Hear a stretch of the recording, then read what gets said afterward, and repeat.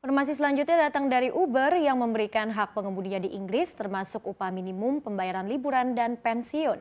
Iya, jadi kebijakan ini adalah kebijakan yang pertama di dunia loh ternyata. Nah pertanyaannya kira-kira apakah ini akan segera ditiru oleh Indonesia begitu ya, oleh driver online di Indonesia? Apakah bisa juga nih seperti driver Uber di Inggris?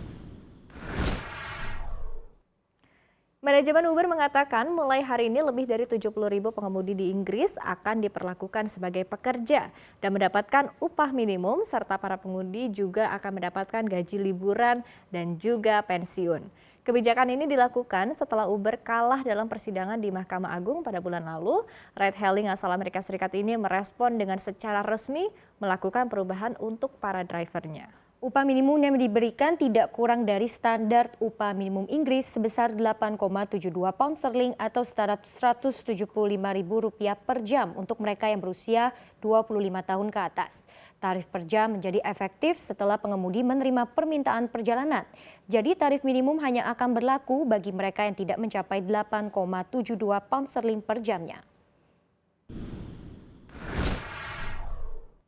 Iya, Alan. Jadi kalau misalnya nih ya membahas keputusan pengadilan Inggris, jadi status pengemudi taksi online ini dihitung sebagai pekerja mulai dari mereka login alias masuk ke aplikasi hingga mereka keluar ataupun juga log off. Karena ternyata pengemudi Uber ini kan biasa menghabiskan waktu ya menunggu ketika orang belum memesan begitu kan, sehingga akhirnya masa tunggu ini tidak dibayar. Nah, biasanya kan Uber ini hanya berkomitmen untuk membayar pengemudi dari hasil kerja saat pesanan perjalanan diterima hingga ke pengantaran nih Iva. Tapi pengadilan menilai selama nunggu orderan kan pengemudi ini sudah mendedikasikan diri gitu kan, fokus gak ngambil pekerjaan lainnya. Iya betul, jadi selain masalah gaji ternyata juga driver taksi online ini dianggap sebagai pekerja karena memang ditujukan agar tidak bisa di PHK, Ellen.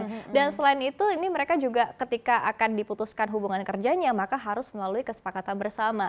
Dan ini juga rupanya kabar baik ya karena rupanya juga tidak hanya di Inggris juga tapi juga pengadilan di Spanyol juga akhirnya memutuskan untuk mengakui pengendara yang bekerja di pengiriman makanan seperti di Deliveroo dan juga Uber Eats akan digaji sebagai staf. Dan ini adalah menyusul keluhan atas kondisi dari para pekerja yang mengantar makanan tersebut. Tidak hanya itu, termasuk Pengadilan Tinggi California nih bulan lalu juga sudah menyatakan pekerja di Uber ini diklasifikasikan sebagai kontraktor.